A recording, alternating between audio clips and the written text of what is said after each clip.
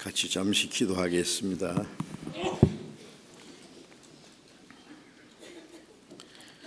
우리를 사랑하시는 거룩하시고 자비로우신 하늘에 계신 우리 아버지 하나님,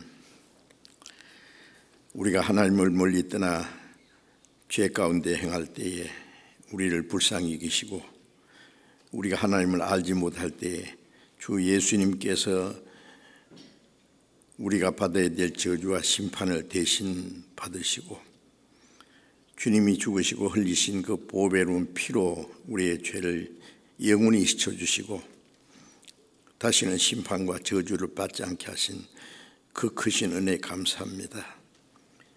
우리로 하여금 그 크신 은혜를 깨달아 믿을 수 있게 하신 주님, 우리에게 영원한 생명과 소망을 주시고 이 땅에 사는 동안에도 항상 우리와 함께 하셔서 주님 말씀과 성령의 능력으로 지키시고 인도하시는 것에 감사합니다.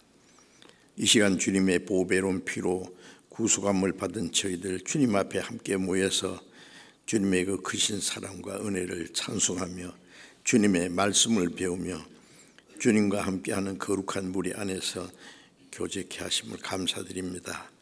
우리 각 사람 굽어 살펴주시고 하나님의 자비로운 능력의 손으로 더욱 붙들어 주셔서 우리가 하나님의 자녀로 온전케 되게 하시고 우리의 남은 삶이 진정 하나님의 영광을 돌릴 수 있도록, 그리고 하나님의 거룩하신 뜻을 이룰 수 있도록 인도해 주옵소서. 우리 중에 아직도 하나님의 사랑을 참으로 깨닫지 못한 영혼이 있으면 그 마음을 열어서 그 크고 놀라운 하나님의 은혜를 깨닫고 믿음으로 영원한 생명과 소망을 함께 얻게 해 주옵소서. 전국에 있는 우리 교회, 세계 많은 교회, 어려운 가운데서도 믿음을 지키고 복음을 전하는 모든 형제 자매들 가운데 주님이 더욱 역사하셔서 마지막 때에 더 많은 영혼들이 구원을 받음으로 하나님 아버지께 큰 기쁨과 영광이 되게 해 주옵소서. 이 세상은 날로 요란해지고 죄악이 충만합니다. 하나님의 도우심과 인도하심이 없이는 우리는 언제든지 죄 가운데 빠질 수밖에 없습니다.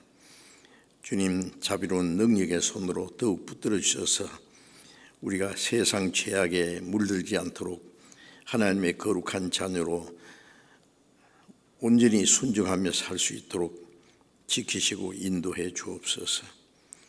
때를 따라 우리에게 또 필요한 말씀을 주시고 우리의 행할 길을 가르쳐 주시는 주님, 이 시간에도 우리에게 나타내시고자 원하시는 주님의 말씀, 주님의 거룩하신 뜻을 더욱 깨달아 알게 도와주옵소서. 우리 주 예수 그리스도의 이름으로 기도드렸습니다. 아멘.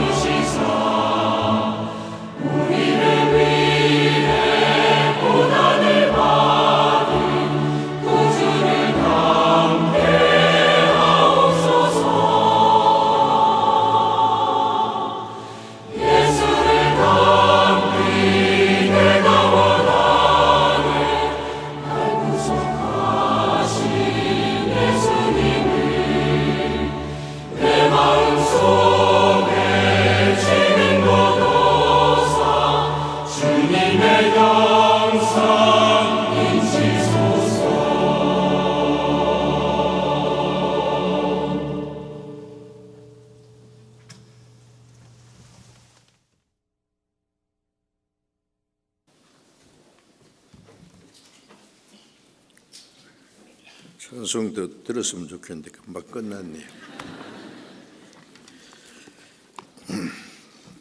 우리 성경 찾겠습니다. 갈라디아 2장을 찾겠습니다.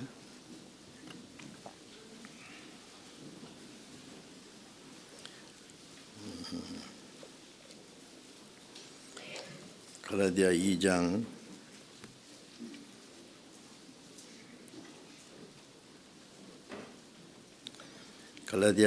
20절을 한 절만 같이 읽겠습니다.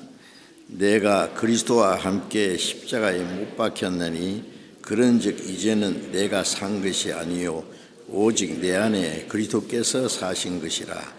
이제 내가 육체 가운데 사는 것은 나를 사랑하사 나를 위하여 자기 몸을 버리신 하나님의 아들을 믿는 믿음 안에서 사는 것이니라.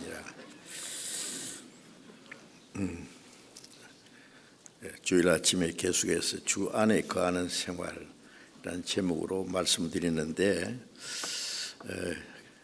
거듭난 구원받은 그리스도인의 이제 남은 신앙 생활은 한마디로 주 안에 거하는 생활이라고 할 수 있습니다. 구원받지 않은 사람들은 주 밖에 있는 사람, 하나님과 상관없이 사는 것을 말합니다. 우리는 주님 안에서 주님의 생명과 은혜와 말씀과 성령 안에서 주님의 보호와 다스림과 인도하심을 받고 살기 때문에 주 안에 거하는 생활이라고 그렇게 말할 수 있습니다. 이제 성경을 배우는 가운데 나는 정말 주님 안에 있는지, 아직도 주님 밖에 있는 건지, 주님 안에서 구원을 받았으면은 너희가 내 안에, 내가 너희 안에 있는 것을 너희가 알리라. 요한복음 14장 20절에 구원받은 사람은 이제 주님이 내 안에, 내가 주님 안에, 주님과 연합된 상태를 말합니다. 그것이 성경에만 있고 내 마음과 내 생활 속에 이루어지지 않으면은 그 주님과 아무 상관이 없는 것이죠. 내가 진실로 주님 안에 있고 주님이 내 안에 계셔서 내 모든 삶이 하나님의 보호와 다스림과 인도하심 안에서 살고 있는지 그런 확신을 가질 수 있어야 됩니다. 성경 말씀을 배우는 가운데서 그래서 더 간절히 기도하고 하나님의 은혜를 사모하고 하나님 뜻대로 살아가는 생활 가운데 주님이 내 안에 계시고 내가 주님 안에서 살고 있다는 그 사실이 자기 마음과 생활 속에 실제로 이루어지는 것을 경험해야 할 것입니다. 이제 읽은 말씀은 바울 사도께서 갈라디아 성도들에게 보낸 말씀 중에서 그 많은 말씀이 바울 사도의 자기 마음에 자기 생활 속에 경험하는 것을 말씀하는 그런 말씀이 많습니다. 여기서 내가 그랬어요.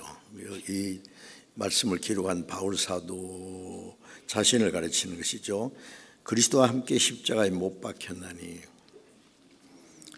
바울 사도가 언제 그리스도와 함께 못 박힌 일이 있습니까? 예수님이 십자가에 죽으시고 부활하신 후에 그 복음이 활발히 전해질 때에 그 바울은 그때 이름이 사울이었습니다.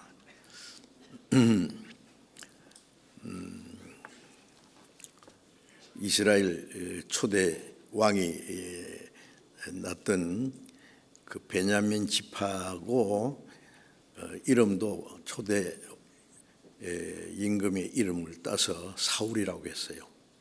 사울이라는 크다는 뜻이고 실제 사울은 율법을 철저히 지키고 하나님께 열심하는 사람이라고 했어요.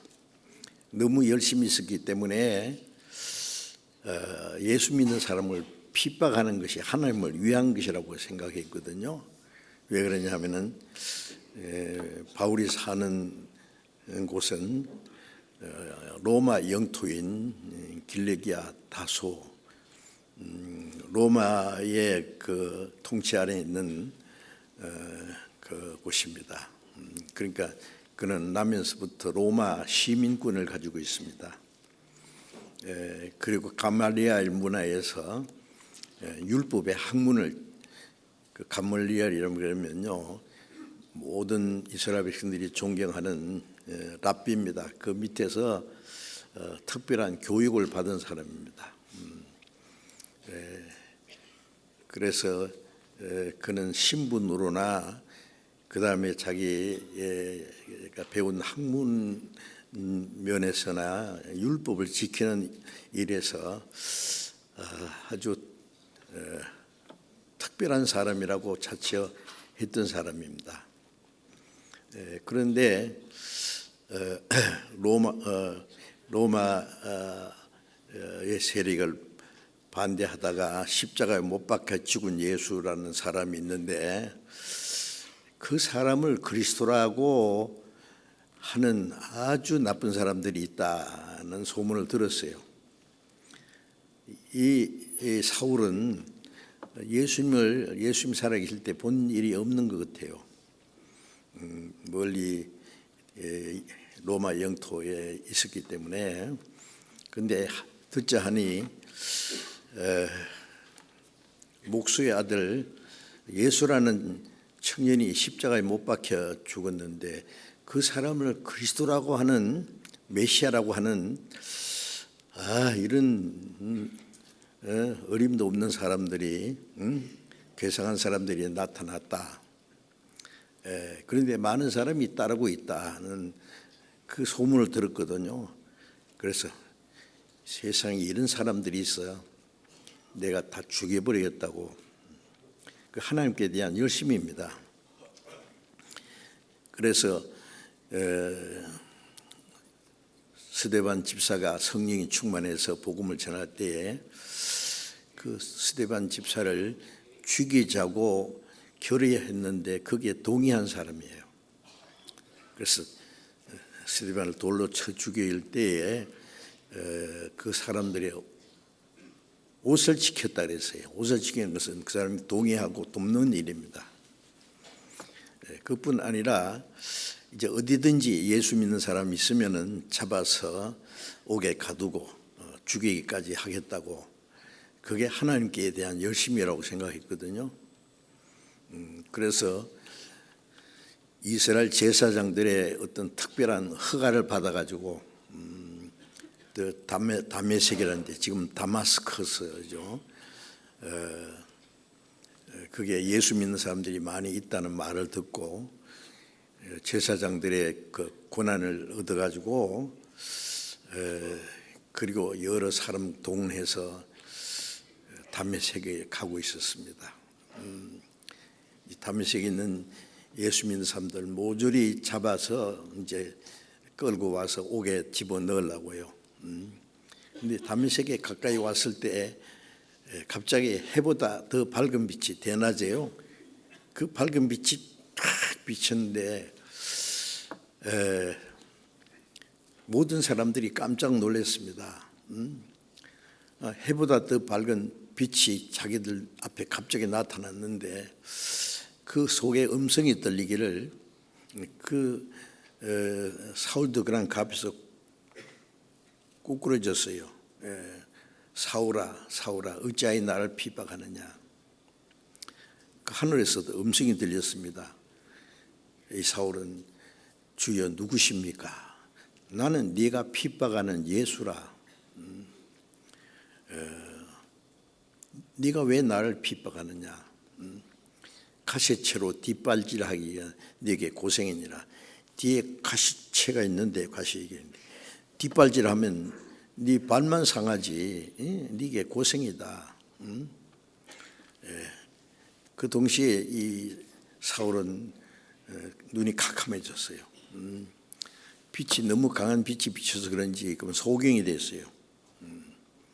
사람들이 이끌려서 다마섹에 가서 3일 동안 아무것도 먹지 못하고 내가 핍박하는 그 예수라는 사람이 정말 그리스도란 말이야. 응?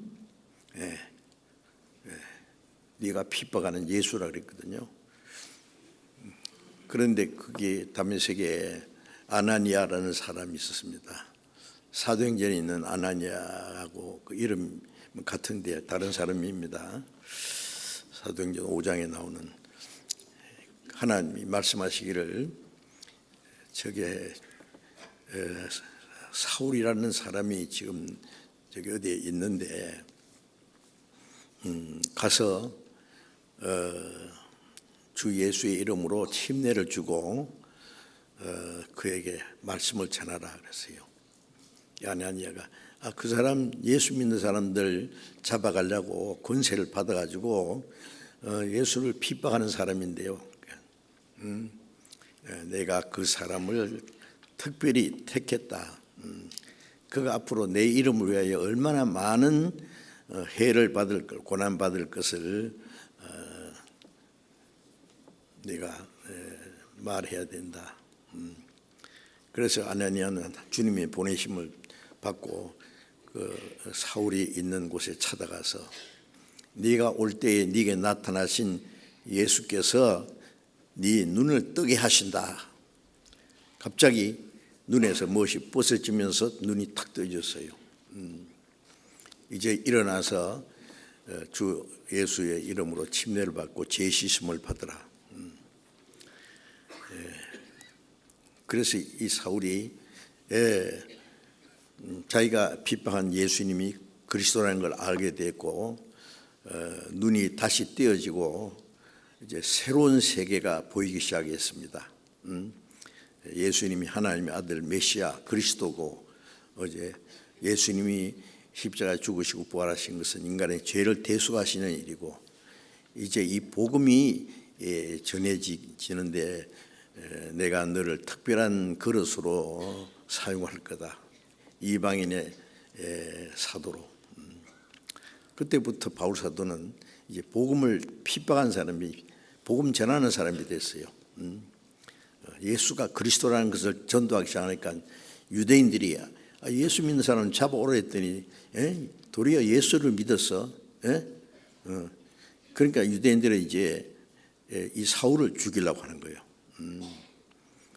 그래서 그리스도인들이 그 다메섹 그 밤에 저녁이 되면 이제 성문을 딱 대문을 잠그거든요. 그런데 이제 그 광주리에다가 사울을 실어가지고 성 밖으로 끌어내렸어요. 그래서 무사히 살아나게 했습니다. 아무리 찾아도 이제 그 사울을 잡을 수가 없잖아요. 그 후에 하나님이 이 사울을 아라비아에 가서 얼마 동안 훈련을 시켰어요. 그리고 이방인의 사도로서 구약 시대는 이스라엘 선지자 중에 모세가 가장 위대한 선지자였지 않습니까? 모세는 이스라엘 민족을 애굽에서 400년 동안 종노릇하던 거기서 끌어냈을 뿐 아니라 이제 가나안까지 40년 동안 인도했고 하나님이 그를 통해서 많은 그 기적을 나타내게 하고 말씀을 이스라엘 백성에게 전해줬습니다. 그 모세가 창세기, 출애굽기, 레위기, 민수기, 신명기, 구약성경 제일 첫 번 5권을 기록했습니다. 신약 시대에는 가장 위대한 사도 예수님의 12 제자가 있었지만은 그보다도 별도로 택하신 이 사울 이름을 구원받은 후에 바울이라고 고쳤죠. 사울은 크다는 좀 이스라엘 왕의 이름을 땄는데 좀 교만한 이름입니다. 바울이라는 뜻은 작다는 뜻이랍니다. 그런데 바울 사도는 신약 성경은 27권 중에서 14권을 기록했습니다. 대단하지 않습니까? 물론 성령의 감동으로 기록한 게 자기가 마음대로 쓴 게 아니에요. 그래서 그 대다수가 복음 전하고 다니면서 여러 교회가 시작됐는데 그 교회에 보낸 편지들로 되어 있습니다. 그리고 전도하다가 그 마지막 그가 전도하고 싶은 곳이 로마였습니다. 로마는 세계 모든 길은 로마로 통한다고 할 그때에 로마에 복음 전해지면 세계 곳곳에 복음이 빨리 전해질 것이라고 생각했기 때문에 로마의 세력군 안에 있는 그 강력한 나라지만은 로마에 가서 전도하기를 간절히 원했습니다. 그런 갈 때에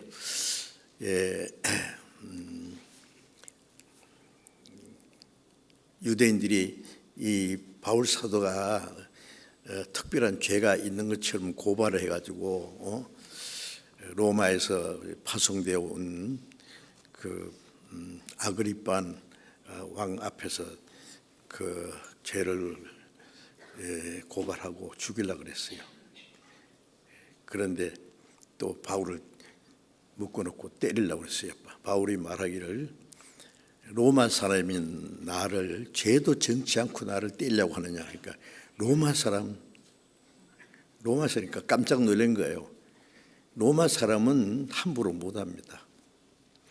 확실한 죄가 선고되기 전에는 때린다든지 그것도 안 되고, 만일 로마의 가이사 황제에게 호소하면은 가이사 황제가 직접 재판하도록 그렇게 되어 있어요. 그게 로마인의 아주 특권입니다. 로마 사람이라는 말을 듣고 깜짝 놀랐어요. 바울을 때리기도 하고 했으니까 큰일 났잖아요. 이제 네가 진짜 로마 사람이냐? 나는 나면서부터 로마 사람이다.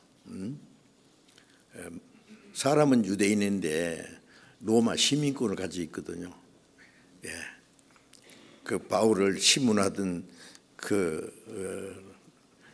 로마 사람은요, 나는 많은 돈을 주고 로마 시민권을 샀다. 시민권을 사기도 하는 모양이죠. 나는 나면서부터다. 나는 오리지널이다.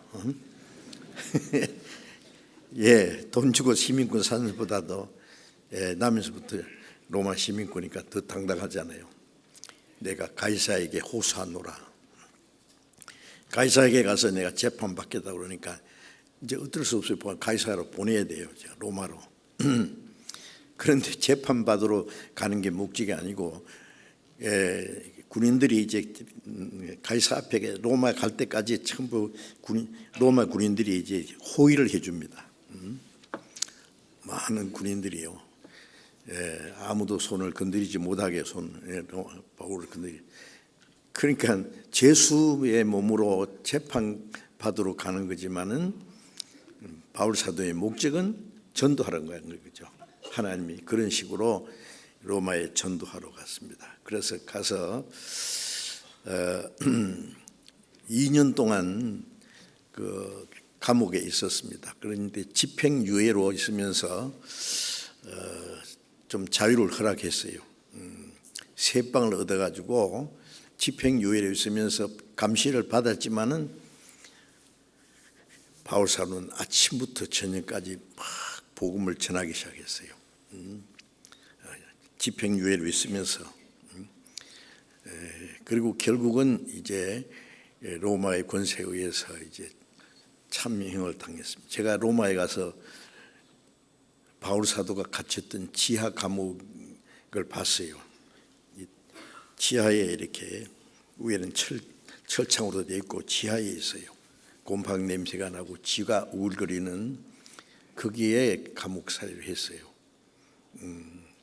그런데 마지막에 그 바울 사도가 목이 이제 단두에 대해서 목이 잘려서 그 누가 설명하기를 머리가 저만큼 굴러갔다고 그러더라고요. 어쨌든 거기서 순교를 당했어요. 근데 제가 생각할 때는 로마에 전도하러 갔는데 좀 더 자유롭게 전도하도록 하든지, 더 넓은 곳으로 유럽에 복음 전하는 것이 바울 사도의 간절한 소원인데, 좀 살도록 하고 복음 전하도록 좀 더 자유를 주지, 꼭 죽도록 그렇게 하나님이 하셨네. 하나님 허락하지 않으면 아무도 못 죽이거든요. 그런데 왜 그랬을까요? 바울 사도의 로마에 2년 동안에 전도한 것은 신약 시대 2000년의 축소판입니다. 그래서 이 신약 시대 약 2000년 동안 그 주님의 복음이 많은 환난과 핍박 중에 지금 전도가 되고 있지 않습니까? 그리고 바울 사도가 기록한 신약 성경 14권뿐 아니라 이제 다른 사도들도 성경을 기록했죠. 신약 27권 중에서 반 이상을 바울 사도가 기록했습니다. 그리고 바울 사도가 복음을 전하면서 당한 고난이 있지 않습니까? 편안한 가운데 전도한 거 한 번도 없어요. 고린도후서 11장에 보면은 내가 여러 번 옥에 갇히고 매를 수없이 맞고 40에 하나 감한 매를 5번이나 맞았다. 40에 하나 39장 40번까지 때리는 것은 너무 잔인하다고 생각해서 하나를 뺐어요. 그래서 39차례 맞는 그 무시무시한 채찍을 5번이나 맞고 3번 퇴장으로, 퇴장은요 맞다가 죽는 수도 있어요. 엄청난 거예요. 막 아마 엎드려 뻗쳐놓고요 큰 이 무시무시한 것으로 막 엉덩이를 때리는 것이 아닌가 생각합니다. 잘못하면 죽습니다. 그 3번 퇴장을 3번이나 맞고 강의 위험과 강도의 위험과 동조의 위험과 광야의 위험과 거짓 형제 중에 위험을 당하고, 뭐 위험이란 위험은 바다에서 빠져 죽을 뿐도 하고, 동시에 내가 헐벗었어요. 헐벗고 굶주리고, 굶는 일은 수도 없이 한 것 같아요. 헐벗고 굶주리고 자지 못하고 먹지 못하고 춥고 떨고 온갖 고난을 다 당했어요. 아니 하나님이 같이 계신데 왜 그런 고난을 당했겠어요?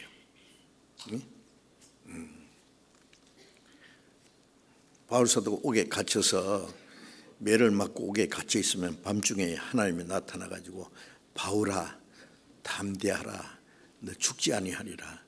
아니 하나님이 지켜주시려면 매를 맞고 감옥에 들어가기 전에 좀 도와주시지, 실컷 매를 맞고 감옥에 갇혀 있으면 밤중에 나타나서 바울아 걱정 마, 안 죽을 거야, 로마에까지 가서 전도할 거야. 좀 이상하지 않습니까? 그 고난은 하나님이 허락하신 겁니다. 바울 사도의 일생은 모든 그리스도인의 모범입니다. 그래서 고린도전서 11장 1절에 보면은 내가 그리스도를 본받은 자 된 것 같이 너희는 나를 본받는 자 되라. 예수님은 유대인 제자들이 예수님에게 우리에게 하나님 아버지를 보여주세요. 그러면 참 좋겠는데요. 그러니까 나를 본 자는 아버지를 보았는데 왜 뛰어야 아버지를 보이라 하느냐? 그 무슨 뜻이에요? 아무도 하나님을 볼 수 없는데 하나님의 품속에 있는 독생하신 하나님이 예수님입니다. 예수님이 사람으로 나타난 거예요. 하나님이 하나님과 동등한 분 아닙니까? 예수님의 말씀은 하나님 말씀이에요. 예수님을 통해서 하나님의 사랑이 나타나고, 죽은 자를 살리고 문둥병자를 깨끗하고 풍랑을 잔잔케 하고 5,000여 떡을 먹으신 그건 하나님이에요. 우리는 떡을 만들려면은요, 그 당시에 밀농사를 지어가지고 타작해서 그걸 알곡을 만들어가지고 그걸 찧어서 가루로 만들어서 떡을 만들어야 되잖아요. 그렇게 해서 만드는데 하나님은 어떻게 해요? 그런 과정이 필요합니까? 당장 떡 만들 수 있어요, 그냥. 그게 이상합니까? 예? 하나님은 그보다 더 하시죠. 예? 예수님은 이 돌들로도 하나님이 원하시면 아브라함 자손을 만들 수 있다고. 마귀가 말하는 대로 이 돌을 명해서 떡덩이가 되게 하라. 그거 할 수 있어요. 안 해서 그렇지. 마귀가 시험하니까 하면 안 되죠. 예수님은 하나님과 동등한 분입니다. 막 풍랑이 일어나서 배가 파손되니까요, 제자들이 막 무서워서 주님, 우리 잘못하면 죽겠네요. 그러니까 어찌하여 두려워하느냐. 예수님이 그 배를 타고요, 고물을 베고 주무셨어요. 왜? 예수님, 우리와 똑같은 육체이기 때문에 예수님이 너무너무 피곤해서 갈릴리 그 호수에서 주무셨다니까. 배 타고 고물을 베고. 제가 그 갈릴리 호수에 2번 갔었는데, 저도 갈릴리 호수 가운데서 유대 목사들 20명 모아놓고 거기서 제가 설교했거든요. 역사상 가장 짧은 설교를 했습니다, 그때. 그런데 처음에 갔을 때요, 호수에서 갑자기 풍랑이 일어났어요. 아니, 호수에서 무슨 풍랑이 그렇게 일어납니까? 그 뒤에가 헬문산이 있는데, 헬문산 골짜기에서 바람이 쫙 불어오면은요, 그 밑에 이 갈릴리 호수가 큰 풍랑이 나요. 그때는 아무 배도 못 다녀요. 그래서 처음에 갔을 때 거기 건너오는데요, 딱 건너왔는데, 건너와서 바닷가에 베드로 고기라고 구워서 파는 데가 있어요. 별로 맛도 없어요. 그런데 그걸 먹고 있는데 기념으로요, 풍랑이 났는데 깜짝 놀랐습니다. 그때는 아무 배도 못 다녀요. 예수님이 그 풍랑이 만났을 때 바람아 고요하라, 바다에 잔잔하라. 그 뛰놀던 그 바다가 딱 잔잔해지고 바람이 딱 그치고, 그래 배 타고 있던 제자들이 깜짝 놀라서 이 사람이 누구길래 바람과 파도도 순종하는가. 아직 예수님이 누군지 몰라요, 제자들. 천지 만물을 창조하신 분입니다. 예수님이 천지를 명하면은 천지가 일제히 선다고 말씀했어요. 그가 말씀하시면 천지가 일제히 서느니라. 우주가 딱 머물러 설 거예요. 그분이 하나님입니다. 그런데 하나님이신 그분이 사람의 몸으로 오셔서 인간처럼 30년 동안 가난한 목수의 아들로 자랐었고, 3년 반 동안 공생애에서 기적을 행하시고 말씀을 전하시고, 그리고 얼마나 많은 고난을 받았습니까? 그래서 히브리서 5장에 보면 그가 아들이시라도 받으신 고난으로 순종함을 배워서 온전하게 되었은즉, 그가 하나님의 아들인데도 예수님이 얼마나 고난을 많이 받았습니까? 그 고난을 받음으로 우리를 구원하는 구주로서의 온전케 되었다고 말씀합니다. 히브리서 2장 10절에 보면은 많은 아들, 예수님이 독생자가 죽어서 많은 아들을 탄생시켰잖아요. 많은 아들을 이끌어서 영광에, 하나님의 영광에 들어가게 하시는 일에 구원의 주님 그리스도를 고난으로 온전케 하심이 합당하도다. 그 구원의 주님의 고난 받음으로 합당하게 되셨다. 예수님이 얼마나 고난 많이 받았습니까? 하나님이 같이, 하나님과 동등한 분인데 왜 그렇게 고난 받았어요? 바울을 하나님이 이방인의 사도로 세우셨고, 그 신약 성경 14권을 기록하게 하고 하나님의 성령과 능력이 같이 있는데, 바울이 왜 그렇게 고난을 받았어요? 왜 헐벗고 굶주리고 자지 못하고 먹지 못하고 춥고 떨고? 갈라디아 6장 17절에 보면은 내 몸에 예수의 흔적을 가졌다. 무슨 흔적? 고난의 흔적. 예수님은 잡혀가셔서 물론 채찍에 맞고 십자가 지고 끌려가셔서 못 박혀서 6시간 만에 돌아가셨지만은요, 바울 사도는 평생 질질 끌려다니면서 얼마나 많은 고난을 받는지 모릅니다. 아마 그 고난에 그 받은 그 시간을 생각하면은 바울 사도는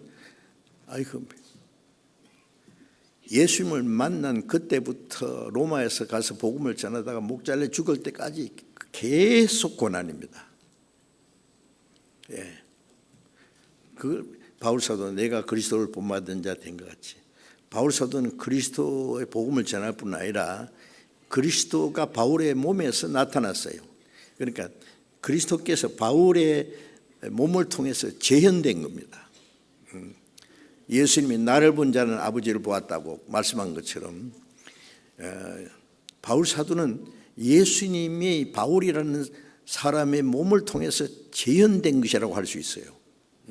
내 몸에 예수의 흔적을 가졌다. 내가 그리스도를 본받은 자 됐다.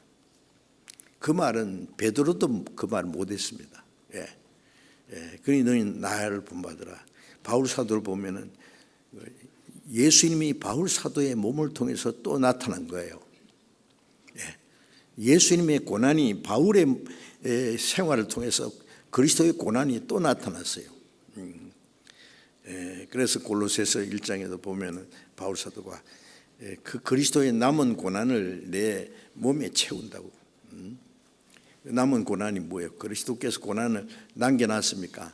예수님이 십자가에 죽으심으로 우리 구원하셨고, 이 복음이 전해지는 데 받을 고난을 바울 사도의 몸에 채웠습니다. 대단한 거 아닙니까? 그래서 이제 갈라디아 2장 20절에 방금 읽은 말씀에 내가 그리스도와 함께 십자가에 못 박혔다 그랬어요. 바울이 언제 그리스도와 함께 십자가에 못 박혔어요? 예수님 십자가에 못 박힌 예수는 목수의 아들이라고 예수 믿는 사람 핍박을 쫓아했는데, 그런데 바울 사도가 뭘 깨달았냐? 예수님이 십자가에 죽으신 것은 나를 위해 죽으셨고, 하나님은 나도 예수님 죽으실 때 그 안에서 같이 죽었다고. 그래서 고린도후서 5장 14절 보면 한 사람이 모든 사람을 대신하여 죽었은즉 모든 사람이 죽은 것이다. 예수님이 죽은 것이 바로 모든 사람이 죽은 거다. 우리는 죽어야 될 죄인인데 예수님이 죽으실 때 그 예수님의 죽음이 곧 나의 죽음이다 거예요. 예수를 믿는 사람은 예수님이 십자가에 죽으시고 피를 흘렸을 때 나도 우리도 그 안에서 죽었다고 말씀하십니다. 그래서 내가 그리스도와 함께 십자가에 못 박혔다. 바울 사도뿐 아닙니다. 우리가 예수님 믿을 때 나 같은 예수님은 죄 없는 분이 죄인을 대신해 죽었지만은 나는 죄인인 내가 예수님 죽을 때 죽었다. 죽었어요. 죄삭은 사망인데 예수님의 죽음으로 내 죄삭이 다 갚아졌어요. 그리고 예수님의 피를 흘려서 내 죄를 영원히 씻었어요. 베드로전서 1장 18절에 우리가 제사함 받은 것은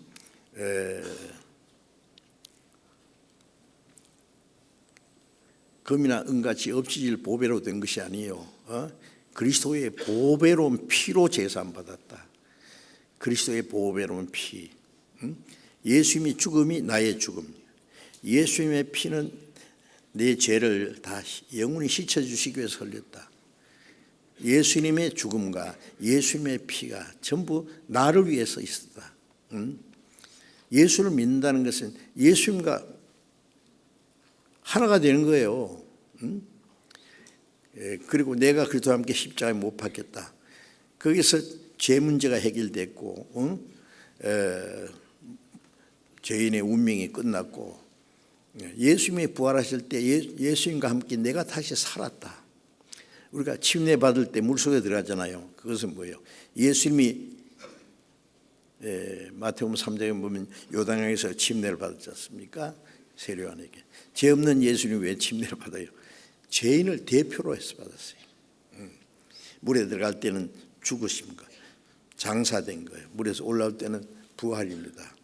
예수님이 물에서 침례 받고 물러오실 때 하늘이 쫙 열렸어요.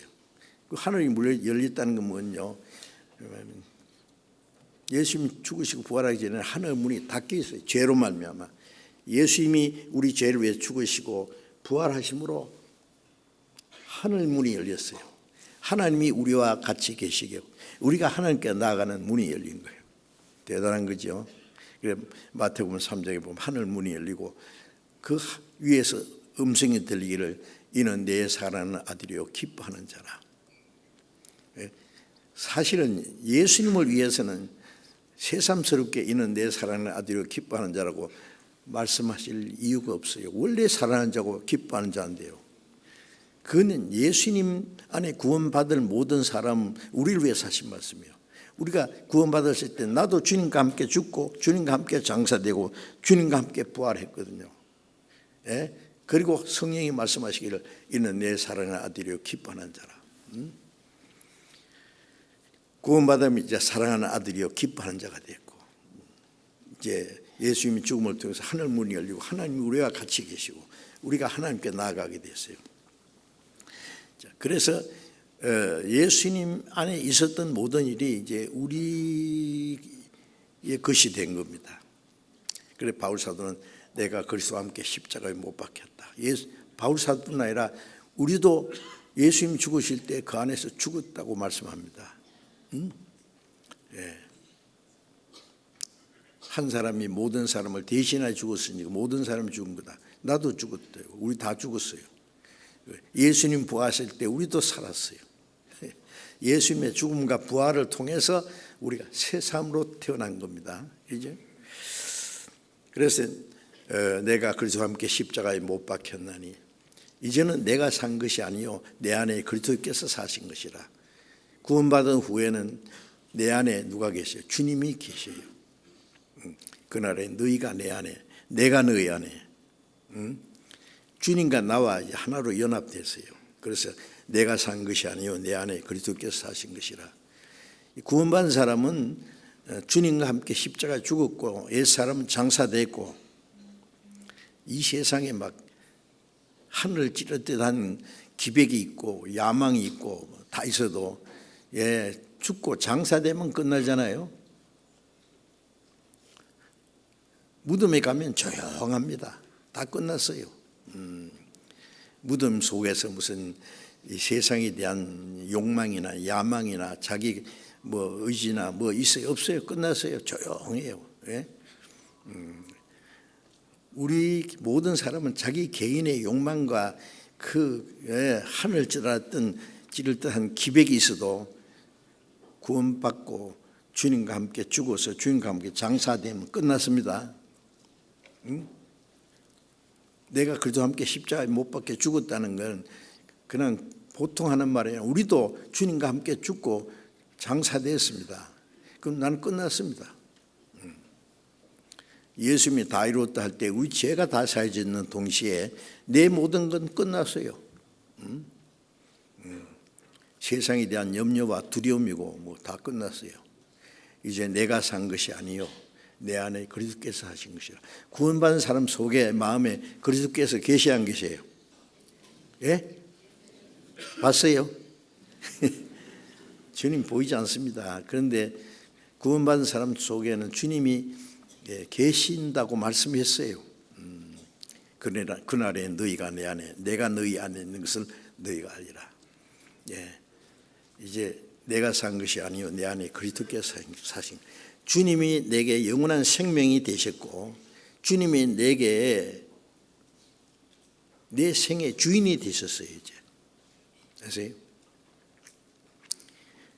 주님이 원하시는 건 나도 원하고 주님이 생각하는 건 나도 생각하고 주님이 하려고 하는 건 나도 하고 주님이 싫어하는 건 나도 싫어하고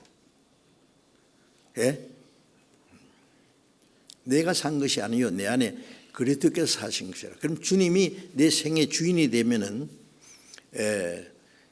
주님이 나를 통해서 주님을 이제 우리도 작은 예수입니다. 아세요?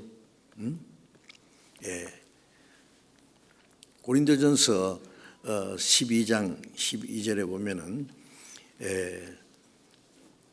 우리 모든 사람이 그리스도 안에서 한 성령으로 말미암아 한 몸이 되었다 그랬는데, 우리 많은 우리가 한 성령 안에서 하나가 됐다. 하나의 그리스도가 됐다. 우리 구원받은 사람을 그리스도라고 합니다. 작은 그리스도. 그런 말이 있는가 성경에 한번 봅시다. 고린도전서 12장.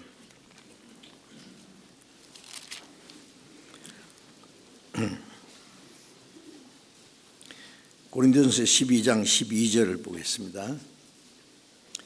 고린도전서 12장 12절 같이 읽어봅시다. 몸은 하나인데 많은 지체가 있고 몸의 지체가 많으나 한 몸인 것 같이 그리스도도 그러하니라. 몸은 하나인데 많은 지체가 있잖아요. 이게 몸은 하나인데 손도 있고 발도 있고 많은 지체가 있고, 또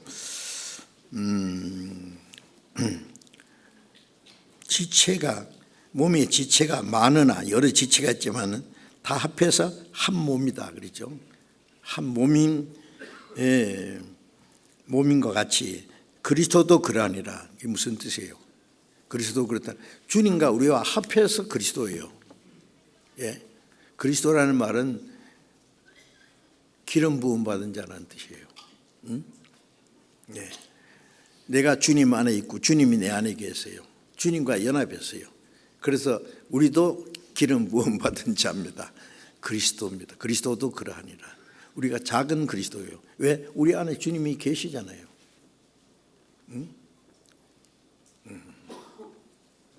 여기 참 놀라운 일인데 이것을 우리 실감 있게 믿어져야 됩니다. 이제 내가 산 것이 아니요 내 안에 그리스도께서 사셨다. 항상 살고 계셔요. 그리스도께서. 이제 내가 육체 가운데 사는 것은 나를 사랑하사 나를 위하여 자기 몸을 버리신 하나님의 아들을 믿는 믿음 안에 사는 것이다.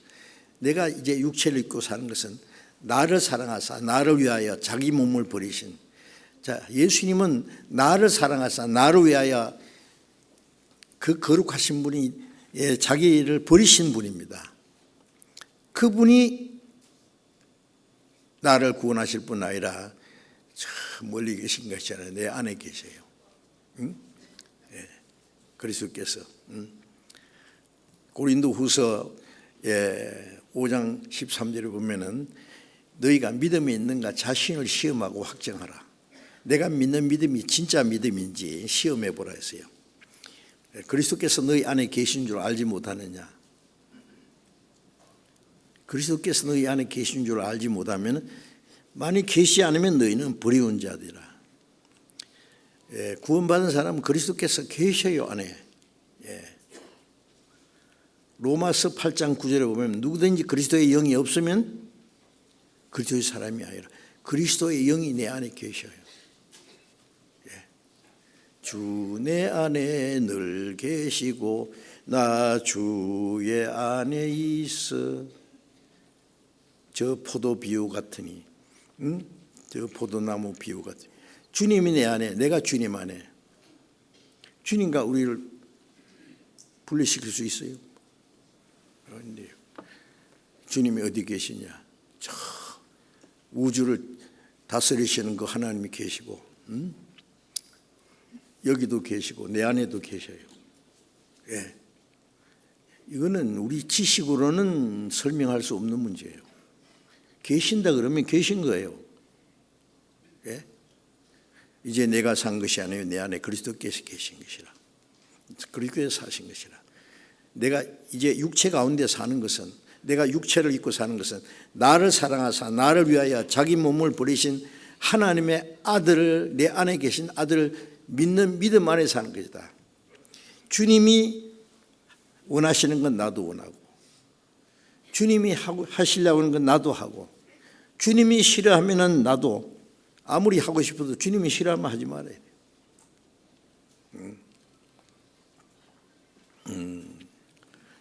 그래서 주님이 우리의 삶의 주인이 되셔야 됩니다. 진정한 진짜 그리스도인의 생활은 그것이에요. 주님이 내가 산 것이 아니요 내 안에 그리스도께서 하셨다. 그 주님이 내 생애를 주장하세요. 생애 주인이시단 말이죠. 예?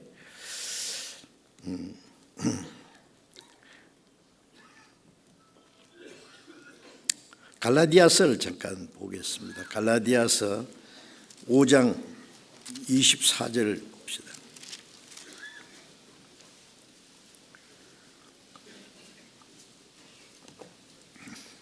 갈라디아서 5장 24절 같이 읽어봅시다.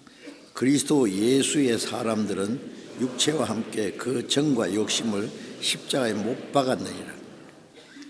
그리스도 예수의 사람들, 구원받은 사람을 그리스도 예수의 사람들이라 그랬어요. 참 멋있는 이름 아닙니까? 예, 그리스도 예수의 사람, 크리스찬.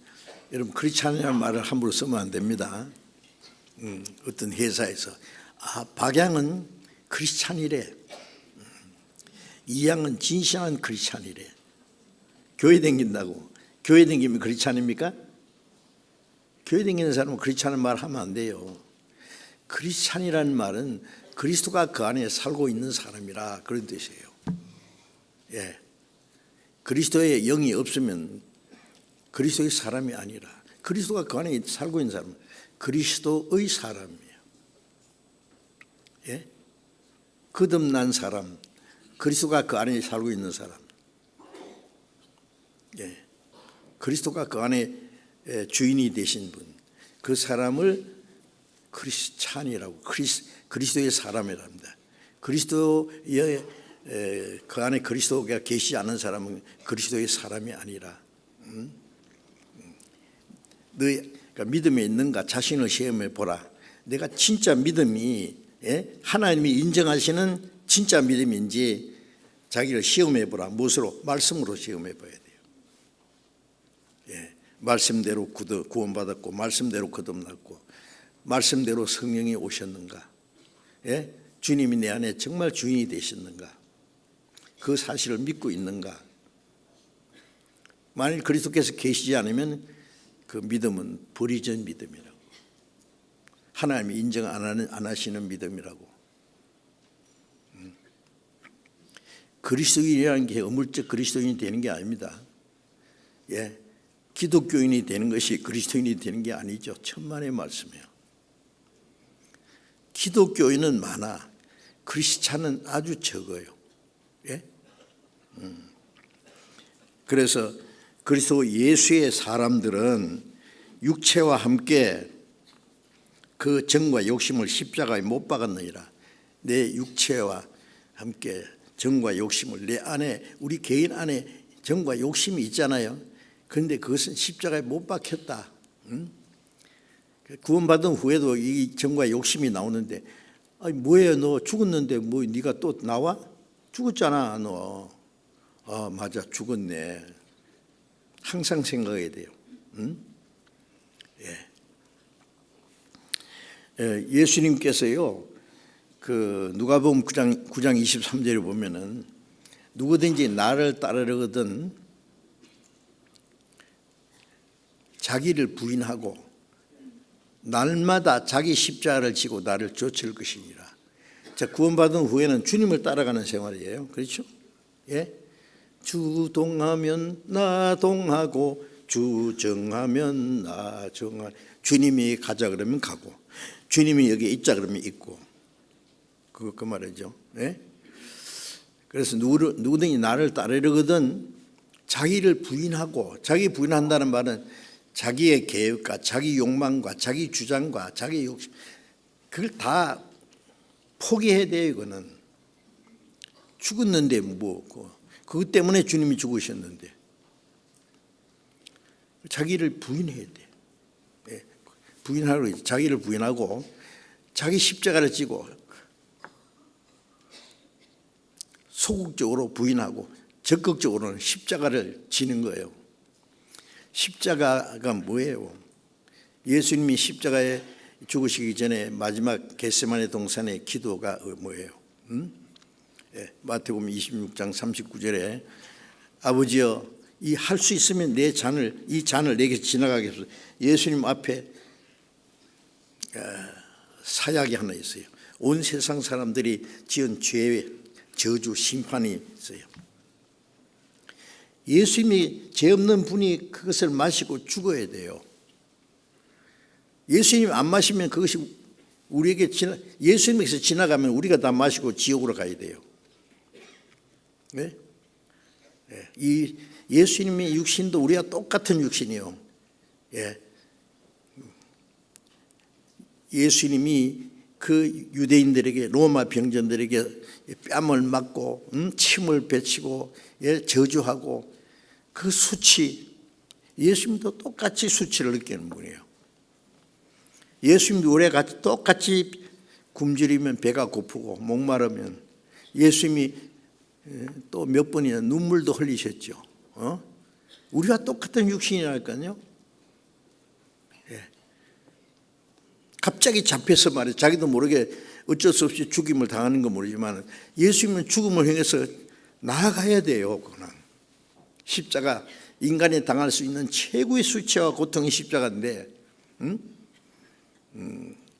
그걸 예수님이 져야 돼요. 이 잔을 내게서 지나가게 하옵소서. 그 수치와 고통의 잔이 예수님에게 지나가면 어떻게 돼요? 우리가 마시고 전부 지옥 가야 돼요. 그런데 우리가 받아야 될 저주와 심판이 예수님 앞에 놓여 있어요. 그게 뭐라고 했어요? 그러나 내 원대로 마옵시고, 그건 내 원이고 아버지의 뜻대로 하옵소서. 아버지의 뜻은 죄 없는 그 예수 하나님의 독생자가 그 인간이 받을 저주와 심판, 우리가 받은 죄 지은 그 모든 죄의 고난의 잔을 사약처럼 있는 예수님이 마시고 죽으심으로 우리에게서는 지나가야 돼요. 6월절에 장자 죽는 재앙에서요, 면하기 위해서 양이나 염소를 죽여서 피를 문설주에 발랐다 그랬죠. 출애굽기 12장 13절 보면 내가 피를 볼 때에 너희를 넘어가리라. 재앙이 내게 멸하지 않아요. 장자 죽이는 재앙이 탁 와 보니까 이 집에 장자 대신에 양이 죽었네. 넘어가요. 패스 오버, 넘어서 지나가는 거예요. 내가 그 피를 6월절 그 양의 피를 볼 때에 내가 너를 넘어가리라. 우리는 죄투성인데 우리가 예수님의 피를 딱 믿을 때 하나님 내 죄를 안 보시고 내가 믿는 예수님의 피를 보시고 이 사람 벌써 죽었네, 끝났네, 넘어가요. 85번입니다. 지나가면서요.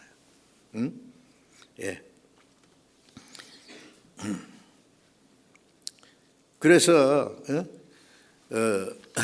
자기를 부인한다는 것은요, 나 때문에 그 죄 때문에 주님이 죽으셨는데 피를 흘리셨는데 내가 또 그 죄 가운데 살아야 되느냐고. 자기의 모든 것을 이제 부인하는 것, 포기하는 거예요. 그건 아니야. 이거는 이제 내 안에 주님이 계셔. 그러니까 자기를 부인하고 자기 십자가를 지는 건 뭐예요? 고난이죠. 소극적으로는 자기를 부인한다면 적극적으로 십자가를 지고 가야 돼요. 우리가 주님을 따라가는 것은 십자가를 지고 가는 겁니다. 날마다 십자가를 지고.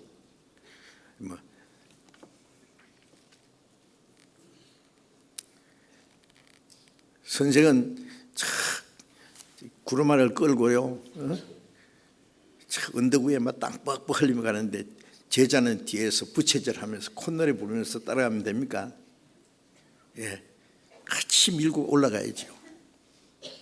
주님은 십자가 지고 가셨는데 나는 콧노래 부르면서 그 십자가 지신 주님을 놀면서 따라간다고요? 주님이 가신 발자국마다 땀과 눈물과 피가 고여 있어요. 그 뒤에 베드로도 따라갔고 바울도 따라갔고 그 발자국 맞춰서 다 갔어요. 우리도 그 발자국을 따라서 가야 됩니다. 주님 앞에까지. 우리 신앙생활에는요, 비장한 겁니다. 엄성한 겁니다. 한 발짝 한 발짝 주님 발자국을 찾아서 우리도 거기 가야 돼요. 어떻게 하실래요? 그냥 내 필요한 대로 살고 주일날 찬송하고 기도하고 그게 예배라고 합니까? 예배는 그게 아니에요. 성경에 모여서 예배했다는 말이 있어요. 예배 시작하고 예배 마쳤다는 말이 있어요. 로마서 12장 2절에 보면은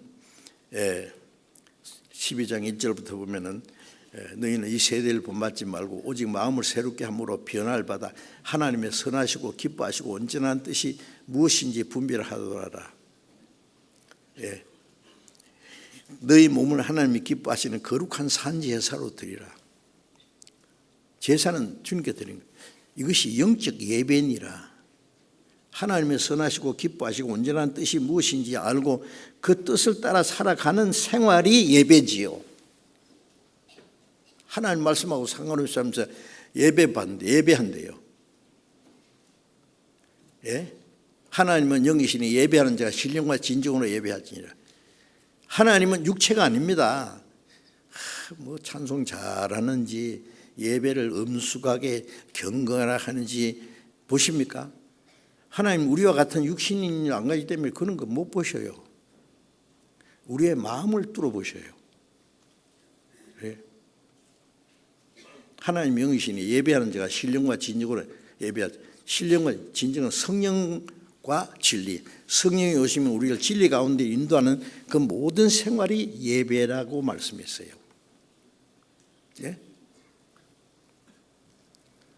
참 예배하자고 그러는 거 보면요 기가 차요.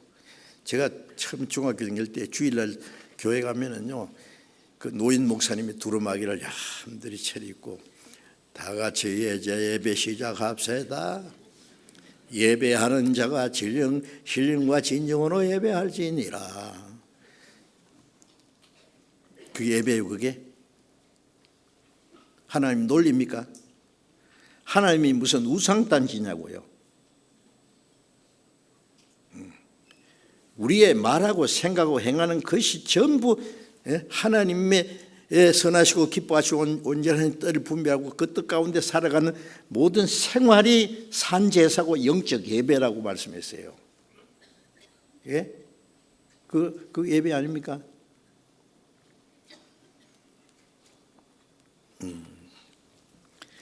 그래서 그리스도 예수의 사람들은 정과 욕심을 십자가에 못 박았느니라.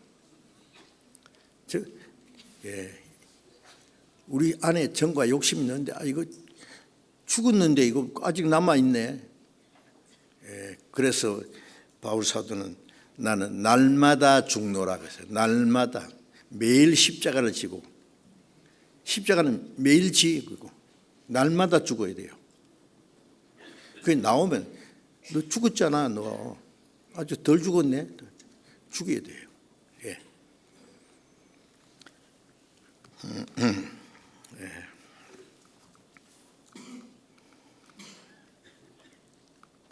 그 정과 욕심을 십자가에 못 박았느니라. 갈라디아서 5장 25절을 같이 읽어봅시다.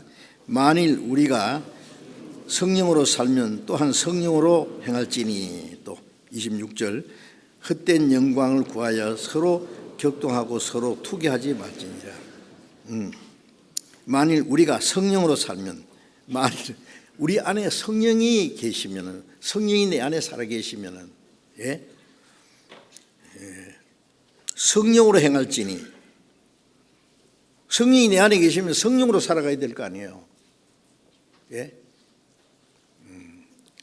내 안에 주님이 계시면 내가 산 것이 아니요 내 안에 그리스도께서 사셨으면 내 생각과 그 모든 생각은 그 계획은 버리고 내 안에 계신 주님이 주님 뜻대로 살아야 될 거 아닙니까? 그죠? 예. 성령은 주님 뜻대로 살도록 날마다 자기를 부인하고 날마다 자기 십자가를 지고 십자가는 죽는 겁니다. 나를 좇을 것이니라. 주님 따라갑니다. 어디든지.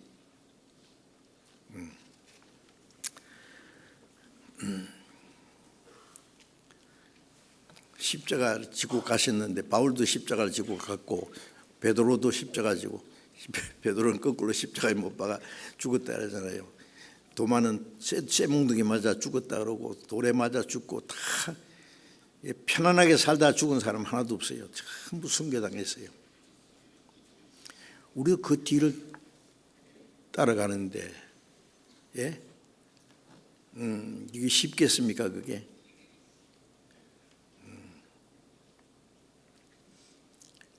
로마서 8장 17절에 보면은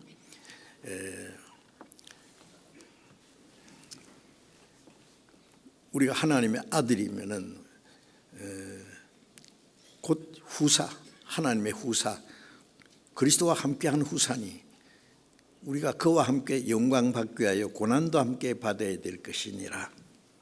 우리는 이제 하나님의 아들이죠. 아들이면은 하나님의 상속자예요, 그렇죠? 상속자, 후사, 하나님의 후사.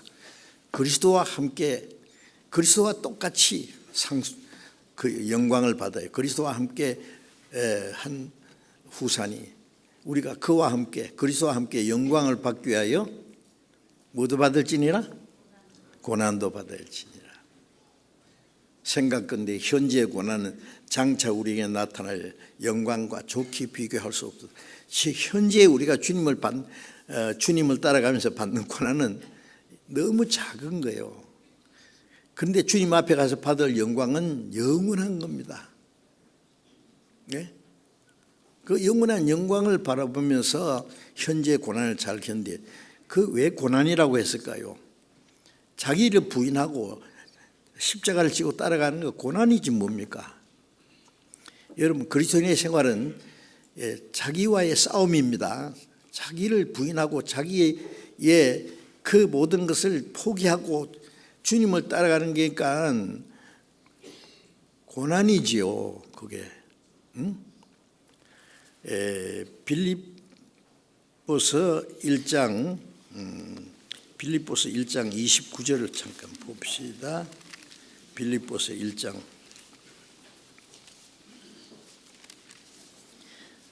1장 29절 같이 읽어봅시다. 그리스도를 위하여 너에게 은혜를 주신 것은 다만 그를 믿을 뿐 아니라 또한 그를 위하여 고난도 받게 하십니다. 그리스도를 위하여 너에게 은혜를 주신 것은, 자 이게 말씀도 나를 위하여 은혜를 주신 게 아니라 그리스도를 위해서 너에게 은혜를 주셨다 그랬어요. 하나님이 우리 죄를 사해 주시는 것도 이사야 25장에 보면 나는 나를 위하여 네 허물을 도말하는 자니 네 죄를 기억지 아니하리라. 우리 죄를 사해 주는 것도 우리 불쌍히 여기는 것은 둘째입니다. 첫째는 하나님 영광을 위해서 우리 죄 사해 줘요. 왜요?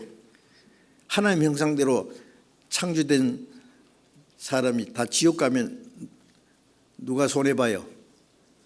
하나님 망하는 거예요. 아시겠어요? 예? 자기가 자녀를 낳았는데 자녀가 다 죽어버렸다. 실패작이다. 그러면 그 사람에게 영광이 됩니까? 응? 자녀가 잘 돼야 부모의 영광이죠.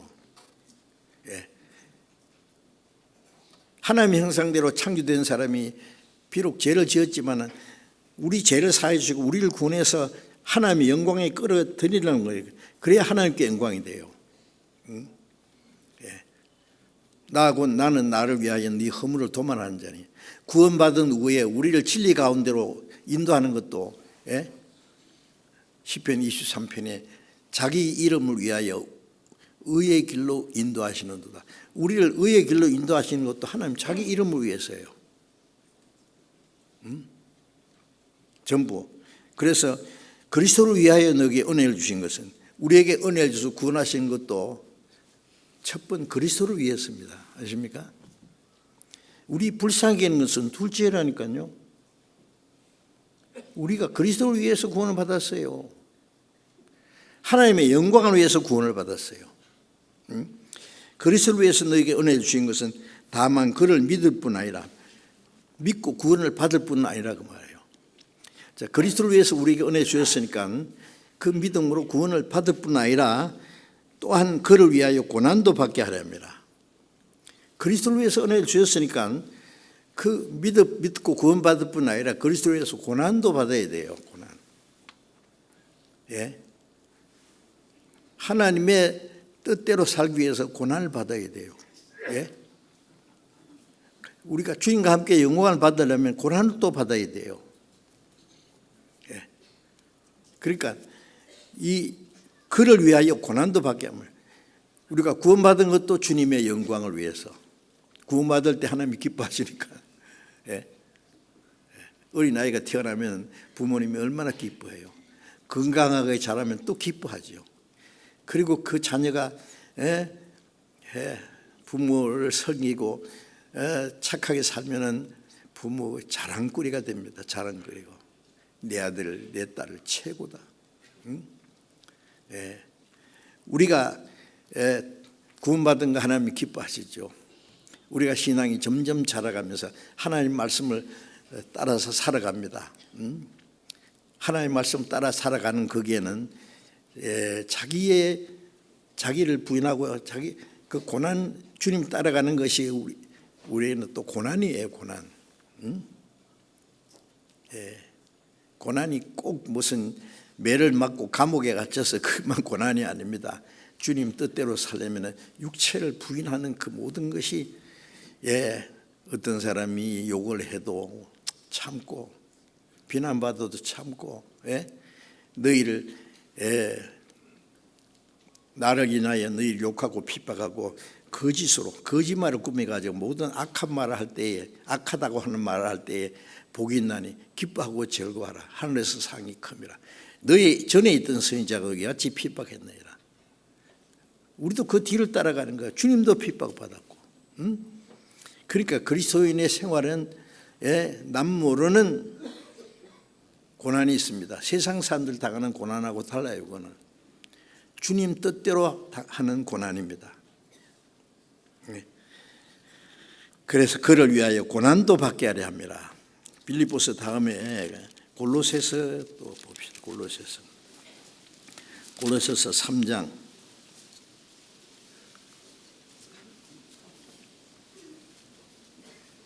골로새서 3장 1절을 같이 읽어봅시다. 그러므로 너희가 그리스도와 함께 다시 살리심 받았으면 위의 것을 찾으라. 거기는 그리스도께서 하나님 우편에 앉아 계시니라. 너희가 그리스도와 함께 다시 살리심 받았으면, 주님과 함께 죽고 장사되고 우리 죄가 해결되고 주님이 부활하심으로 나도 주님과 함께 부활했어요. 주님과 함께 그리스도와 함께 다시 살리심 받았으면, 구원받은 사람은 그리스도와 함께 다시 살림 받았어요. 내 죄는 주님이 죽으심으로 끝났고 부활하심으로 나도 주님과 함께 살아났어요. 살림 받았으면 위의 것을 찾으라. 하나님이 우리를 구원하신 것은 이 땅의 것을 주시려고 구원하신 게 아니에요. 이 세상에서 뭐 우리가 얻지 못하던 부귀 영광도 누리보고 권세도 누리보고 잘 먹고 잘 살고 그걸 주시려고 구원한 거 아니에요. 거룩하고 영원하고 영광스러운 걸 주시려고 하는 거예요. 이 땅에 사는 동안에 주님 뜻대로 살아가는 거기에 우리는 감사와 기쁨이 있죠. 자기 마음대로 살아가면서 무슨 감사가 있고 기쁨이 있어요? 예? 그런 기쁨을 주시려고 우리를 구원한 겁니까? 예. 그리스도와 함께 다시 살리심 받았으면 위의 것을 찾으라. 위의 것. 저 높은 곳을 행하여 날마다 나아갑니다. 저 높은 곳을 행해서 우리의 생각은 날마다 갑니다. 어느 날 그 거룩한 곳에 갈 겁니다. 예. 독수리가 막 날개를 치고 올라가듯이 매일 날마다 거룩한 곳에 영원한 곳을 행해서 위의 것을 찾아라. 거기는 그리스도께서 하나님 우편에 앉아 계시니 우리를 구원하신 주님이 하나님 보좌 우편에 계신데 그게 우리 눈을 고정시키고 가야 돼요. 예? 그렇죠.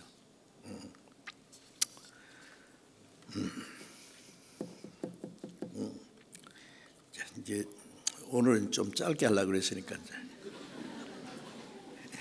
조금 짧아질지 모르겠는데 한번 해봅시다. 네. 이사야서 26장을 잠깐 봅시다. 이사야 26장.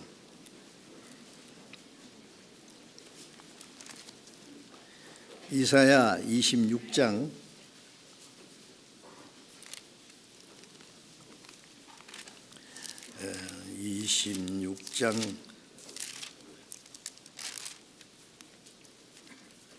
26장 3절 보십시다. 26장 3절 같이 읽어봅시다. 주께서 심지가 경고한 자를 평강의 평강으로 지키시리니 이는 그가 주를 의지함이니라. 저는 이 말씀을요 또 보고 또 생각하고 또 생각하는데 여기에 주께서 심지가 경고한 자를 평강의 평강으로 지키시리니, 심지가 견고한 사람이 뭘까요? 주님을 위해서 의지가 견고한 사람. 예. 눈을 주님께 아주 고정시킨 사람. 매일 주님만 쳐다보고 주님만 생각하고 주님만 따라가는 사람. 예? 주님을 향해서 아주 생애가 결정된 사람. 주님만 의지하고, 예? 주님의 영광을 위해서만 사는 사람. 주님 뜻대로 살기로 작정한 사람. 그게 심지가 견고한 사람입니다. 눈을 주님을 향해서 떼지 말고 주님께 고정을 시켜서 따라가야 돼요. 예? 심지가 견고한 사람을 하나님이 평강의 평강으로 지키시리니, 예? 예. 평강의 평강으로 주님이 우리에게 주님 하나님의 평강을 주시죠. 마음속에. 여러분 마음에 뭐 불평이 있어요? 불만이 있어요? 갈등이 있어요? 왜요? 뭐 때문에요? 예. 가난하든 어렵게 살든 주님이 계시면 되잖아요. 응? 마른 떡 한 덩어리만 있고 화목하는 것이 육신이 가득하고 다투는 것보다 낫다. 예? 뭐 어떤 사람은 먹을 거 너무 많은데 매일 싸우고 다투고 미워하고. 여러분 육신적인 것이 아무리 많아도 마음에 불만이 있고 갈등이 있으면 그게 뭐예요? 아무것도 없고, 먹을 것과 입을 것이 있은즉 족한 줄 알고 그러면 주님이 나와 같이 계신 것으로 만족하고, 예? 주님을 모시고 주님 따라가는 것으로서 나의 삶의 목적을 삼고 내 눈을 주님께 딱 고정시키고 주님만 보고 가는 것, 그게 심지가 견고한 사람이라 그런 겁니다. 그럼 주님이 하나님의 평강으로 지키셔요. 제가 주님을 의지한 영혼아, 예, 주님만 주님과 같이 계시면 가난해도 좋고 어떤 고난이 있어도 좋고 누가 알아주든 말든 욕을 하든지 말든지 나와 상관없어요. 예? 주님이 가신 그 길로 한 발짝씩 따라가요. 예. 주님이 그 사람을 지키십니다. 예. 주님을 따라가는 것이 비장한 걸음인데요. 예? 내 편리한 대로 살면서 콧노래 부르면서 덜렁덜렁 어떻게 주님 따라가요? 그게 더 많이 기도하고, 예? 예, 주님 말씀을 순종하기 위해서 어떤 희생과 고난이 있어도 그 뒤를 따르고 어디든지 주를 따라 주님과 같이, 예. 심지가 견고한 사람이 되어야 됩니다. 우리는, 예. 주님을 향해서 우리 눈을 탁 떼지 말고, 주님 바라보고 내 시선을 고정시키고 내 삶의 목적을 딱 주님께 정하고 살든지 죽든지 뜻대로 합소서. 그 사람이 심지가 견고한 사람, 그런 그리스도인을 하나님이 원하시고 기뻐하실 겁니다. 우리는 형식적인 그리스도인, 기독교인, 그리스도인이 되면 안 됩니다. 구원받았다고 기뻐하고 이제 감사하고 하는데 생활은 자기 마음대로 하면서 그거는요, 그것도 주님이 보시기에 주님이 원하시는 게 아니에요. 우리의 마음과 우리의 생활, 그 말과 행동이 같아야 돼요. 예. 우리의 기도도 정직한 기도할 때 보면 혼자서 하나님 다 사랑하는 것 같은데, 예. 온갖 아름다운 말로 기도하는 거 하나님 들으십니까? 야, 너 기도 진짜 잘한다. 막 기도가 막 청상유수로, 어떤 사람 기도한다 그러면 막 얼마나 막 끝이 없이 막 청산유수로. 어떤 사람 기도하는데 기도할 줄 몰라죠. 아버지 주여, 아버지 주여, 그러고 끝난대요. 그래도 다 알아요, 하나님이. 예. 어린애가 엄마, 아빠, 엄마 그 다 알아들으신다고요. 뭐 유창하게 해야 하는 들으십니까? 우리 마음을 다 뚫어 보시는데, 마음이 없는 소리 하면, 야 무슨 소리야 너 지금 마음이 없는 소리, 예? 말로만 그러잖아. 그러면 안 되죠. 찬송도, 예, 시편 33편 1절에 보면 찬송은 정직한 자의 마땅히 할 바라. 찬송가 가사가 얼마나 좋아요. 충성을 맹세하고 기도하고 간정도 있고 복음을 전하고 주님의 순종하는 생활도 있고 고백도 있고, 찬송가 내용 너무 좋죠. 그게 정직한 찬송이 돼야 돼요. 자기 마음에는 아무것도 없는데 입으로만 앵무새입니까? 우리가 그 구간종가 그거 사람 말하고 똑같이 하더라고요. 뭐라 하냐면, 대통령 각하, 예, 국사에 수고 많으십니다. 뭐 알고 해요? 누가 계속 가르쳐가지고 따라해요. 말 잘하더라고. 앵무새도 그랬죠. 우리가 앵무새처럼 그렇게 하면 하나님이 좋아하십니까? 무슨 소리야 너? 무슨 소리인지 모르겠는데 그러실 거예요. 자, 우리가 명실공히 이름만 그리스도이 아니고 실제로 하나님의 자녀로 그리스도인으로서답게 이 말씀대로 한 걸음씩 가야 됩니다. 주님 앞에 가도록. 주님 오실 날이 멀지 않습니다. 예. 그래서 내가 산 것이 아니요 내 안에 그리스도께서 사신 것이라. 그 갈라디아 2장의 그 20절은 다 외우시죠? 예? 그 안 외우시는 분은 점심 잡수지 마세요. 점심 잡수기 전에 외우세요. 금방 외워요. 10번만 읽으면 외워질 거예요. 예? 자꾸 읽으면 외워진다니까.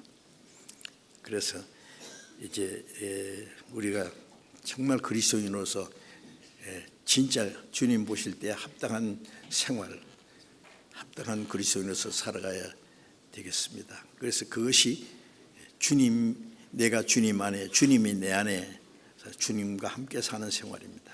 기도하겠습니다. 자비로우신 하나님 아버지, 우리가 하나님을 알지 못할 때 하나님이 우리를 불쌍히 여기시고, 우리가 죄 가운데 행할 때에 주 예수님이 우리 대신 죽으시고 흘리신 그 보배로운 피로 우리 죄를 영원히 씻어주시고 아무 공로 없이 구원해 주신 그 크신 은혜 감사합니다. 우리의 마음도 우리의 몸도 영혼도 다 주님의 피로 사사오니 주의 것입니다. 우리 남은 생에 오직 하나님의 뜻과 영광을 위해서만 살 수 있기를 원합니다. 주님 말씀과 성령으로 우리를 날마다 새롭게 하시고, 이 땅의 모든 거짓과 죄를 멀리하고 우리 안에 주님 기뻐하시는 거룩하신 뜻을 따라서 하나님의 영광을 위해서 우리의 남은 생애를 살아갈 수 있도록 인도해 주옵소서. 우리의 삶을 통해서 하나님 아버지께서 영광을 받으시기를 원합니다. 우리의 모든 삶을 주님께 의지하며 우리 주 예수님 이름으로 기도드립니다. 아멘.